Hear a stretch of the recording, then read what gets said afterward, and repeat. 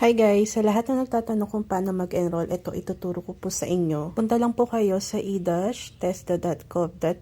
Sa mga walang account pa kay Testa, mag-create po muna kayo. Check my pinned post, nandun po yun kung paano mag-create ng account. Ito pong pinapakita ko, ito po yung mga courses na pinag-aralan ko. Currently, nasa fruit grower na po ako.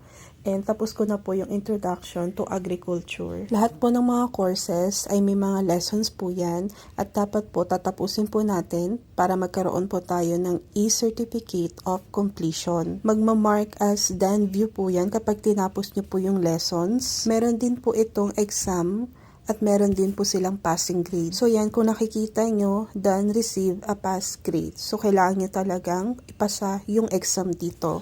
Kapag tatapos nyo na yung mga lessons, napasa nyo na yung grade, saka lang magiging available yung certificate of completion. Guys, itong e-course na to ay sobrang convenient and helpful sa mga taong sobrang busy, like sa mga taong nag-work, sa mga single mom na hindi maiwan yung kanilang mga anak. So yung e-course na to, pwede mong pag-aralan kahit nasa bahay ka lang, anytime, anywhere. Libre to guys, wala kang babayaran kahit piso.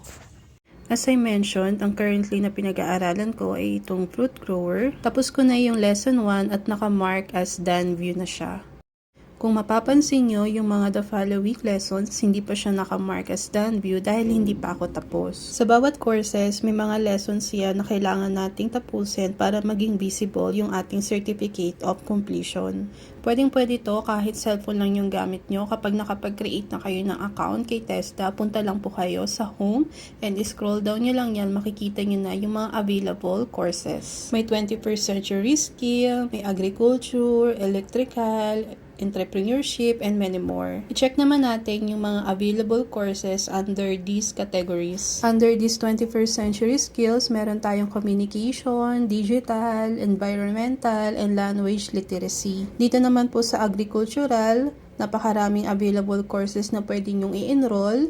So, i-check nyo na lang po sa Testa website. Ito yung mga e-courses na pwede nating pag-aralan anytime, anywhere. Nasa bahay ka man, cellphone man yung gamit mo, laptop man yung gamit mo, pwedeng-pwede po.